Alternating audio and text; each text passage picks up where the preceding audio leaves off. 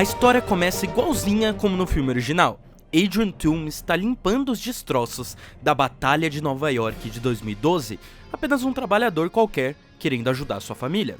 O controle de danos ainda atrapalha seu trabalho e seria algo criado por Anthony Stark. Eu sei que vocês odeiam o Homem de Ferro nesse filme, e eu também, mas calma, ele não aparece fisicamente no filme. São só citações a ele que só acabam servindo pro Peter questionar ao lado de quem ficou durante a briga de rua civil lá e não ficar puxando o saco do bilionário o filme todo. O filme é sobre o Peter questionar os seus ídolos e o quanto quem deveriam ser seus heróis de verdade são as pessoas do povão, como o Tio Ben, e não bilionários.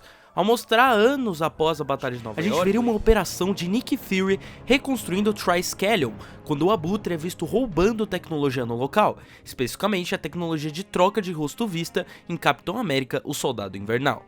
Nick Fury, no meu roteiro, seria um personagem importante e presente. Ao invés da gente ter uma presença do Tony Stark e do Happy Hogan, Nick seria responsável por ser não um mentor do Peter, mas uma espécie de tio irritante que sempre pega no pé dele, o que pra mim faz muito mais sentido, afinal essa era exatamente a relação de ambos nos quadrinhos do universo Ultimate.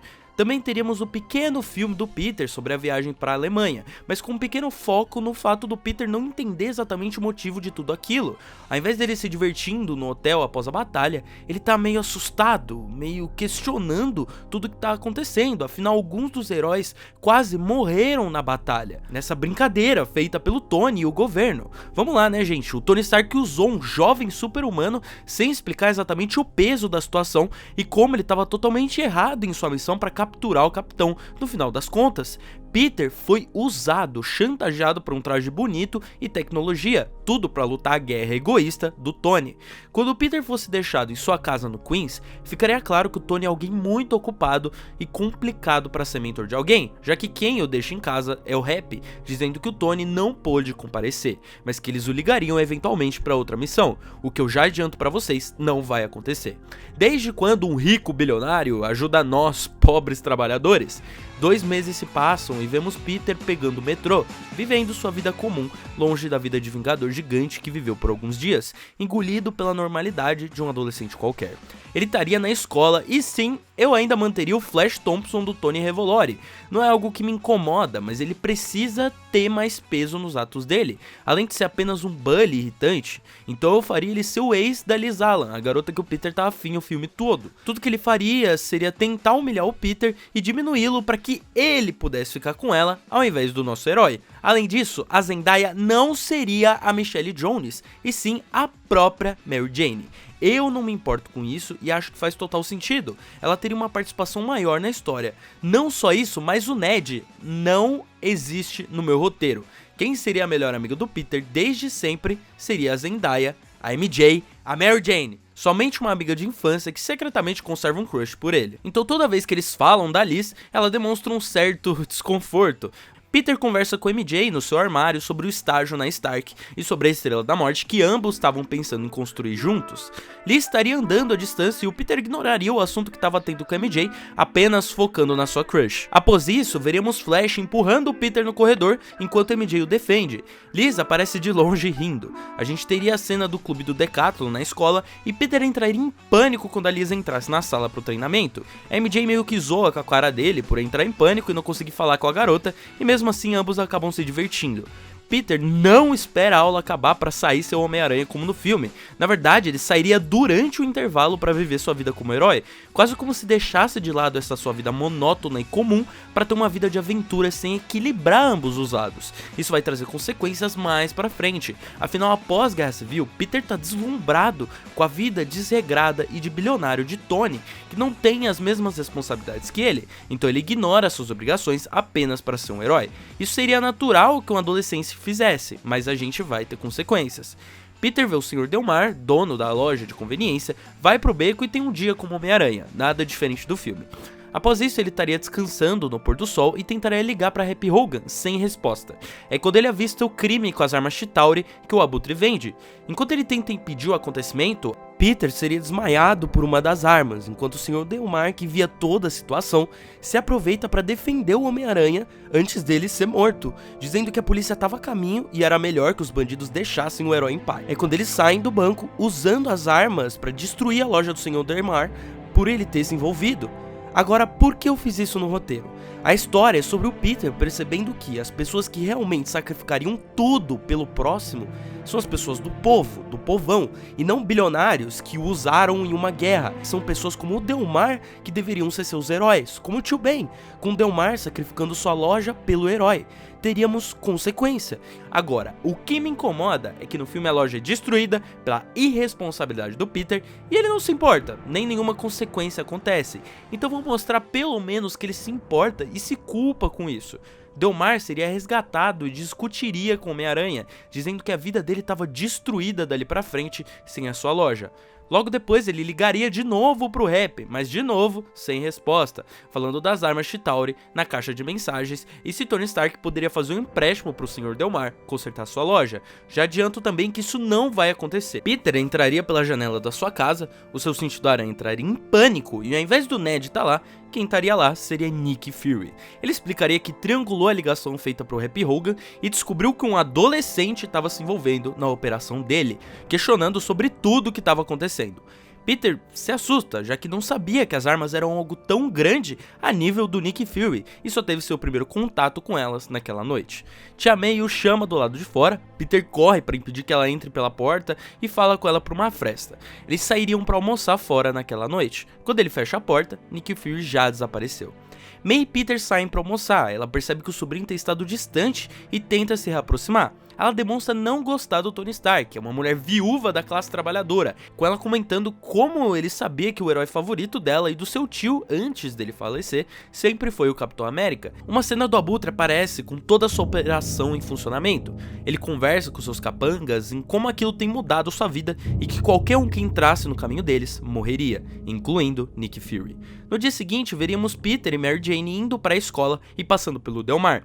Peter ainda não reconhece aquilo como total sua culpa, mas sabe que precisa impedir os vendedores de armas antes que mais pessoas inocentes percam o que têm. Seria mais um dia comum na escola e veremos o relacionamento de Peter e MJ se fortalecendo. Uma cena importante seria uma aula explicando sobre os acordos de Sokovia, aqueles acordos feitos em Guerra Civil, com o professor do Peter comentando sobre como achava as atitudes de Tony Stark precipitadas e errôneas. Algo que me incomoda demais é que o Peter nunca questiona o que ele foi fazer na Alemanha e se ele estava do lado certo, do lado de pessoas como ele, do povão, ou dos ricos e poderosos que fizeram a sua vida e da sua família mais difícil. Haveria um conflito dentro do Peter, não acreditando que ele fez o certo ao se unir com Stark em Guerra Civil. Aula de educação física, o Peter tá com a MJ conversando sobre futuras profissões. A MJ quer ser uma jornalista, uma repórter como a sua falecida mãe e adoraria trabalhar no Clarim Diário. Peter é meio contra a ideia, já que o Clarim Diário havia feito uma nota de repúdio ao Homem-Aranha recentemente. É aí que Ellie chega perto dos dois e convida Peter para ir para a festa que ela faria naquela semana. De certa forma desprezando a Mary Jane, dizendo que ela poderia ir também se quisesse. Flash ouve a conversa e demonstra estar enciumado, dizendo: Parker, pode levar sua namoradinha também? Pelo menos você não fica sozinho a festa toda. MJ defende o Peter e diz que o Peter levaria alguma coisa melhor, o próprio Homem-Aranha, já que o garoto já havia dito que conhecia o herói através do estádio da Stark. Flash ri e sai andando como se aquilo não fosse verdade. Peter diz para MJ que não quer ir, mas ela diz que agora era questão de honra e que eles mostrariam pro Flash o que é uma festa de verdade. Mary Jane constantemente levanta a moral do Peter e isso vai ser importante mais pra frente no filme. Tia May leva Peter e MJ pra festa e diz que eles seriam um ótimo casal, mas ambos envergonhados conversam e saem do carro. Eles entram na festa, tem um momento estranho e fofo com a Alice. Flash, vendo isso, faz uma piada sobre o Peter no microfone. Mary Jane diz pro Peter chamar o Homem-Aranha, ele sai da festa, se veste, mas vê uma explosão de longe, se envolvendo no meio de uma venda de armas da gangue do Abutre ao ar livre e perseguindo a van dos vendedores. Um carro que Nick Fury dirigia também estaria perseguindo a van. Aquilo era uma operação grande que Nick estava acompanhando de perto, sem se envolver, apenas esperando o momento certo de agir com a sua equipe. Mas com o Homem-Aranha ali causando destruição de forma impensada, ele não tinha outra opção. Peter fala com o Fury no carro, dizendo que só quer ajudar, mas ele diz que Peter não pode se envolver e aquilo é coisa pra gente grande. Daqui pra frente é igualzinho no filme, até onde o Abutre aparece. Ele leva o Peter até os céus e o joga. O garoto cai na água, mas, diferente do filme, ele se salvaria sozinho de se afogar. Não ia aparecer uma armadura do Stark do meio do nada, ele teria que se resolver sozinho. Quando ele saísse da água, Nick Fury estaria ali. A cena teria mais peso, com Nick dizendo que aquela era uma operação enorme e que ele estava encarregado de cuidar que Peter não se envolvesse nesse tipo de coisa após ele se envolver de forma irresponsável em uma guerra que ele não entendia na Alemanha. O que Nick não sabia é que Peter deixou um rastreador em um dos capangas e também encontrou um núcleo Chitauri em seu caminho para casa. A gente vê Peter estudando esse núcleo em casa posteriormente. Ele recebe uma ligação da Mary Jane dizendo que ela não queria mais papo com ele depois que ele simplesmente deixou ela sozinha na festa. Isso é consequência. Tudo que o Peter faz precisa trazer algo que o machuque e as pessoas ao redor dele, uma coisa que não acontece em Homecoming. Ele deixa o Ned sozinho e ele é simplesmente perdoado nessa cena. Então não, a MJ vai ficar brava com ele por muito tempo por causa disso.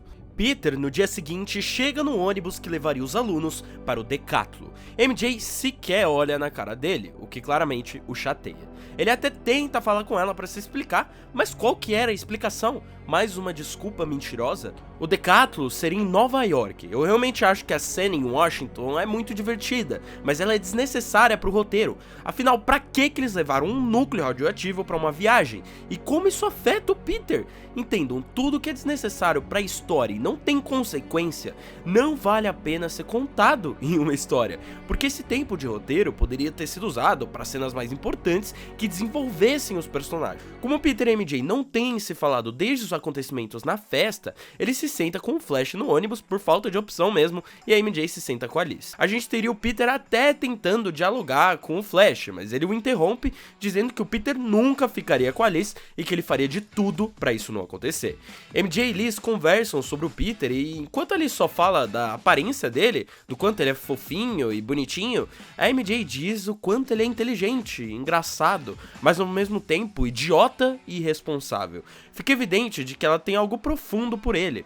Eles chegam no Decátulo e o Decátulo se inicia. Eles respondem algumas perguntas, Peter acerta a maioria. É quando durante a pausa no meio do Decátulo, o rastreador e a escuta que ele colocou nos vilões diz que eles estariam roubando um caminhão que estava próximo ao Decátulo. Flash puxa o Peter pro lado, dizendo para ele não desaparecer daquela vez, como sempre faz, enquanto eles estão no banheiro, porque ele queria aquele troféu. Peter, mesmo assim, coloca a sua roupa no local, sai de lá e desaparece. Vemos ele analisando a gangue do Abutre e ele próprio se aproximando do caminhão, enquanto, de volta no Decátulo, a escola Midtown é desclassificada pela desistência de um dos membros, no caso, o próprio Peter. A gente teria uma cena que alterna entre diversos momentos, os alunos voltando pro ônibus indignados com o amigo, enquanto Peter ataca o Abutre e eles têm uma batalha em cima do caminhão. Caminhão esse que capota no meio de uma avenida movimentada em Nova York, a mesma avenida que o ônibus dos amigos do Peter tá passando de volta para a escola depois dele ter sumido. Assim a gente teria uma cena como a do Obelisco de Washington, em que ele precisa salvar os próprios amigos e outras pessoas, não sendo culpa do Peter porque ele levou um núcleo radioativo para uma viagem, e adicionando mais uma ameaça, o próprio Abutre. A gente teria uma batalha nos prédios. Apesar do Abutre ser muito bom, ele ainda não entende os métodos imprevisíveis de batalha do Peter, assim como o Peter também não entende os métodos do Toomes. A questão é que com o caminhão do controle de danos capotado e explodindo com núcleos Chitauri instáveis que o Peter estudou, ele precisa escolher entre continuar lutando com o Abutre ou salvar as pessoas na avenida, incluindo os seus amigos. Tudo começa a explodir, núcleos sendo lançados para todos os lados e derrubando partes de prédios. Peter tira seus amigos do ônibus, salva o Flash de ser atingido por um pedaço de concreto caindo. Ele, aos poucos, vai consertando os prédios que estavam se desestabilizando com as suas teias. Um dos núcleos Chitauri então cai justamente na frente do ônibus dos seus amigos. A maioria já tinha saído, mas Liz e MJ ainda estão lá dentro. O núcleo explode, então o ônibus voa enquanto vemos o Homem-Aranha entrar em câmera lenta lá dentro ao quebrar um dos vidros e salvar as duas. Toomes, ao ver sua filha sendo salva pelo Homem-Aranha, se retira do local. A gente vê o Peter então olhando uma notícia na internet, onde o Clarim Diário culpa o Homem-Aranha pelo que aconteceu na avenida. O Homem-Aranha perdia o apreço do povo, enquanto Peter Parker perde o respeito de todos os seus amigos, incluindo Alice e até a própria MJ. Vemos os alunos jogando coisas no Peter e o Flash dizendo que ia atrás dele depois da aula. MJ se levantando na mesa sem falar com ele junto de um livro de como ser uma boa jornalista. Vemos então uma reportagem na televisão de escola feita pela Mary Jane, recontando os acontecimentos do Decátulo. MJ e Peter estão na detenção discutindo sobre o quanto ele tem estado cada vez menos presente. Ele não explica o motivo e foge da detenção, disposto a acabar com a operação do Abutre de uma vez por todas. Diferente do filme, o fato do Peter fugir das aulas, faltar no Decátulo e falhar com seus amigos vão trazer consequências para sua vida, enquanto no filme nada acontece de significativo. Tudo é igual, Peter encontra Aaron Davis, pede informações e vai até a balsa. Lá a cena também é a mesma, mas diferente do filme. Peter tenta avisar o Abutre que ele não pode continuar usando a arma que ele tá usando ou ela explodiria, já que ele estudou o núcleo Chitauri que encontrou anteriormente. Abutre não ouve, a arma explode e destrói a balsa no meio, além de danificar o traje do vilão, que foge do local. Essa foi uma ideia que eu tive com meu amigo Rick. Peter tenta segurar a balsa e, diferente do filme, ele consegue. Todas aquelas teias em pontos-chave que ele soltou impedem que a balsa se parta, mas apesar de ter conseguido tudo aquilo, era culpa dele. Pessoas poderiam ter morrido, e responsabilidade dele mesmo e consequências precisam vir. Nick Fury aparece no local e ele e Peter têm um diálogo, com Fury dando o mesmo discurso que o Stark dá no filme original, mas com a diferença que Fury diz que não vai permitir mais que Peter trabalhe como um vigilante. Com a permissão do Homem de Ferro, ele estaria desativando as funções restantes no traje de Peter, que se tornaria inútil dali em diante. Peter é visto jogando seu traje no lixo, já destruído e basicamente inutilizável, replicando a capa da icônica Spider-Man No More, ou Homem-Aranha Nunca Mais. Chegando em casa, Peter abre a porta e é recebido pela sua tia May, irritada e preocupada. A cena é parecida com a do filme, mas não acaba com ela o desculpando. Ela chora, dizendo que depois que seu tio morreu, Peter era a única coisa que ainda sobrava e que ela sentia que estava falhando. Que ele sumia, aparecia com machucados, ela não suporta mais tanta preocupação. Peter tenta a acalmar, mas ela, muito irritada, não se deixa ser tocada, e de forma fria e disposta quer fazer com que o sobrinho assuma suas responsabilidades na escola, e diz que ele está de castigo por tempo indefinido. Após isso, vemos Peter na sala do diretor da escola Midtown. Uma coisa que eu não disse é que Peter continuaria estudando em uma escola pra gente rica, mas o roteiro deixaria claro que Peter só entrou porque tem uma bolsa integral de 100% pela sua inteligência, e o fato dele ser o Homem-Aranha e tá faltando em aulas, sumindo durante o Decátulo, perdendo provas e não fazendo as extracurriculares, faria com que o diretor da escola ameaçasse tirar sua bolsa após o acontecimento na balsa. Veremos Peter em suas próximas semanas focando na sua vida escolar, enquanto revê diversas vezes o vídeo da balsa que lhe causou a destruição. Vídeo esse que ele mesmo postou e recebeu milhares de views, porque para ajudar sua tia a pagar o Decátulo que ele não compareceu, Peter começou a postar no YouTube vídeos que denegriam a imagem do Homem-Aranha com clickbaits como Homem-Aranha destrói balsa de forma irresponsável e olha no que deu, monetizando os vídeos e recebendo pouquíssimos dólares por eles. Ele passa pelo Del Mar sem a MJ, sozinho, vendo a loja destruída e o sinal de estamos de mudança. Era sua culpa. Durante essas semanas, Peter e MJ se reaproximam em uma cena bem do tipo Peter e Gwen do espetacular Homem-Aranha, com Peter se desculpando, dizendo que não tem mais ninguém além dela. Algumas semanas se passam, já que ele tem estado muito mais presente, a amizade dos dois se fortalece. Ambos estão conversando sobre o Peter chamar Alice para o baile, um desejo que ele tinha reafirmado diversas vezes. Mas não sabendo como chamar Alice para o baile, acaba pedindo dicas para Mary Jane sobre como falar com garotas. Teremos uma cena bem adolescente dela tentando ensiná-lo como conquistar uma garota e como dançar com ela, de certa forma flertando com seu amigo no meio dessa brincadeira, ensinando ele a dançar. Ela coloca a mão do amigo na sua cintura e ambos dançam no meio da sala de teatro. MJ chega muito perto de beijá-lo, mas acaba desistindo quando Peter diz: MJ, eu sou o Homem-Aranha. Ela o solta, voltando pra trás um pouco, surpresa, confusa, mas essa confusão passa quando ela ri do garoto, e ela ri muito, duvidando que aquilo possa ser real. Peter então, enquanto ela ri sem parar, pula no teto, mostrando a verdade. Ela se assusta e ele a acalma, dizendo que não poderia contar pra ninguém. Mas Mary diz que agora sim estava explicado o motivo deles desaparecer todas as vezes que eles estavam juntos. O garoto diz que estava perto de contá-la, porque ele não suportava mais sumir nas situações, não poder comparecer quando quisessem sair, mas ele precisava daquilo. Precisava ser o Homem-Aranha e aquilo precisava ser um segredo, senão pessoas como o Abutre iriam atrás daqueles que ele ama. Ele diz que após quase morrer, ele tinha que contar pra ela. Afinal, ela era sua melhor amiga.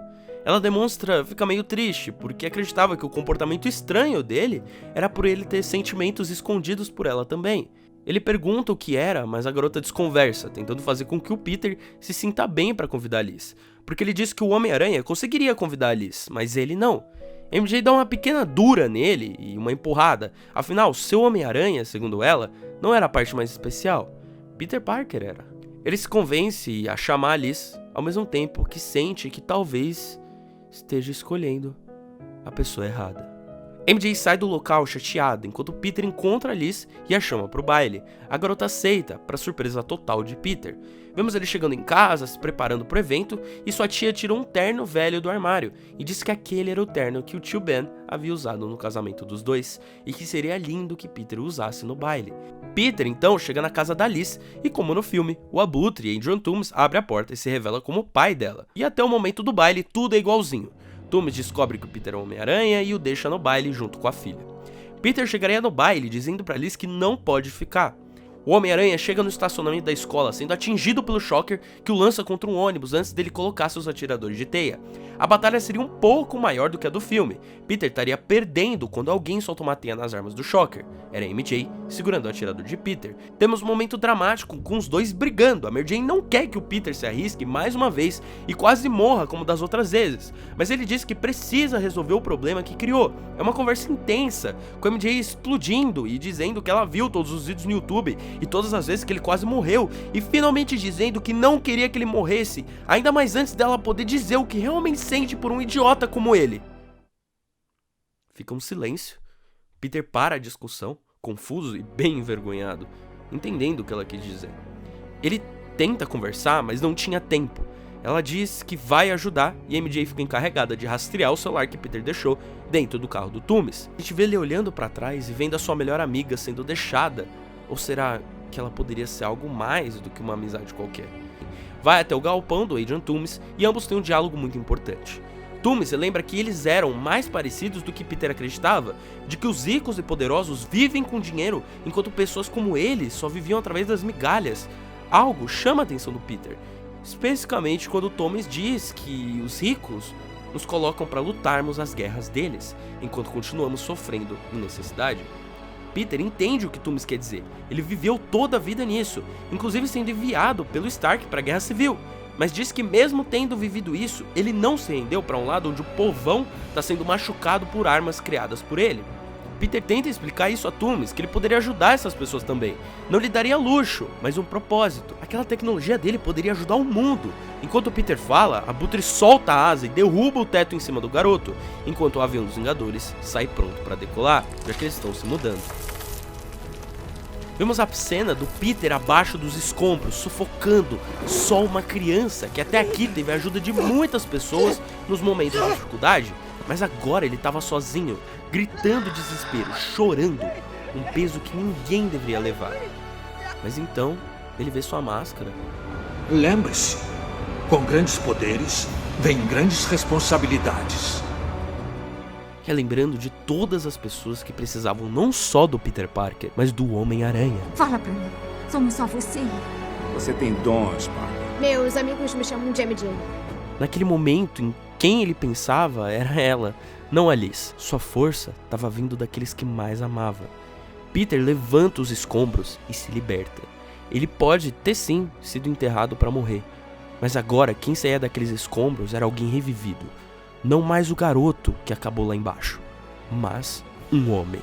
Ele vai atrás do Abutre e o conflito é parecido com o do filme. Briga no avião, o avião cai na praia, mas o Abutre ainda consegue levar parte da mercadoria. Peter o persegue e ambos têm uma batalha em meio aos prédios de Nova York durante a noite, como discutido com meu amigo Rick também. Seria bacana se nessa batalha o conflito dos dois fosse no nível Peter vs Harry, lá em Homem-Aranha 3, onde o Abutre ficaria cortando as teias do Peter, impedindo ele de se segurar. O traje do Abutre teria novas funções após ter sido danificado na balsa, como soltar penas afiadas de suas extremidades. Peter percebe que suas teias não funcionam na batalha e começa a se grudar e correr nas paredes. Toda vez que o Abutre vai pra cima, Peter pula nas suas costas para atacar, impedindo que o vilão chegue no alto e fuja. Ambos caem no terraço de um prédio, o Abutre tenta levar a mercadoria. Peter percebe que o traje do Túmulo está prestes a explodir. Ele explode, mas Peter salva a vida do vilão. A cena corta pro Abutre pendurado de cabeça para baixo, enquanto policiais chegam, e Nick Fury se aproxima, vendo o que o garoto fez. MJ tá preocupada, sozinha do lado de fora da festa do De Volta ao Lar. Peter aparece repentinamente e a pega com a teia, assustando a garota, levando-a até o topo da escola Midtown, dizendo que todo aquele tempo, enquanto lutava com o Abutre e acreditava que fosse morrer, ele só conseguia pensar em uma pessoa, e que não era Alice, e sim ela. Ambos se beijam ali em cima, a tela escurece, com nosso herói vencendo. Acreditamos que ele venceu, mas não. Mesmo com todo o seu esforço em retomar suas notas, Peter é visto saindo da sala do diretor da escola com a notícia de que ele perdeu sua bolsa de estudos do colégio Midtown e que dali pra frente precisaria pagar, com seu sumiço do Decátulo sendo o principal motivo. Peter tá desolado, vendo todos seus amigos entrando na aula, enquanto ele precisa ir embora, olhando pra MJ à distância.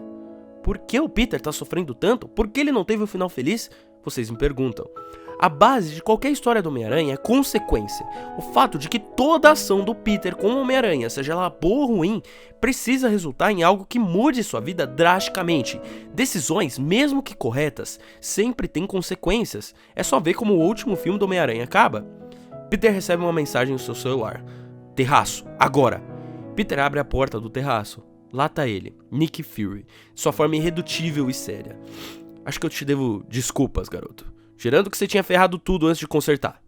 Peter tá sério, chateado com tudo que aconteceu. Que diz, eu ainda não mudei de ideia sobre você ser muito jovem pra esse trabalho, mas te ver sacrificar tudo me provou uma coisa. Peter fica confuso, dizendo pro Nick, você percebeu que você é terrível em admitir que tava errado? Nick sorri. Que eu tô presenciando o nascimento de um dos maiores heróis que o mundo já teve. Peter se surpreende, sorri, enquanto Nick lhe oferece seu antigo traje de volta. Eu conversei com o Stark, talvez você devesse ter isso de volta. Peter se espanta, vira as costas, sorri e diz, eu acho que é tecnologia demais para um adolescente só, pode ficar, eu acho que você vai precisar mais. Nick fica confuso, mas entende a decisão do garoto. Se precisar, não me liga, diz o Nick. Pode deixar, responde Peter, enquanto fecha a porta que dava pro terraço. A tela escurece. Em seguida, vemos May e Peter sentados em casa, com May dizendo que não pode pagar por uma escola, já que as contas já estavam muito caras. Ela pagou sua inscrição e viagem pro Decátulo, o que influenciou nas contas de casa. Peter não só precisaria arrumar um emprego melhor do que vídeos no YouTube para ajudá-la, uma decisão que ele toma sozinho, como também precisaria estudar em uma escola pública dali pra frente. A May sai da mesa sem falar uma palavra com o garoto, não entendendo ou sabendo o que resultou em tudo aquilo. Peter fez a coisa certa, mas mesmo assim, perdeu tudo. Repentinamente, a campainha toca. Peter se espanta e ao abrir a porta, vemos Mary Jane parada ali, a única que ainda estava por perto, dizendo: Admita, bonitão, você tirou a sorte grande. Peter aparece sorrindo e o filme acaba. Os créditos descem.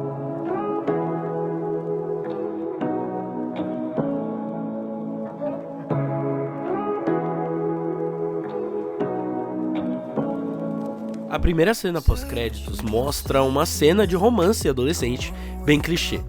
Vemos Peter dançando com MJ em seu quarto, aproveitando o baile que perderam, com uma música bem brega tocando. E ao fundo, vemos uma máquina de costura. Peter estava construindo um traje próprio em sua casa, feito por ele e baseado no design Stark. Isso não é satisfatório e nos prova que por mais que percamos tudo, nos momentos de dificuldade e solidão, ainda vão existir pessoas que vão nos estender os braços para nos ajudar a nos tornarmos, finalmente, nossa melhor versão. E quem sabe a gente não possa ser essa pessoa para vários Peters Parkers por aí. Já a segunda cena seria a mesma do filme original. O Abutre indo pra cadeia, mas ao invés de conservar a identidade do Peter, ele disse pro Mike Gargan, o futuro Escorpião, que não contaria no momento. Eles precisavam de uma equipe completa para ter essa conversa. A tela escurece, dando um prelúdio do Sexteto Sinistro. Say what you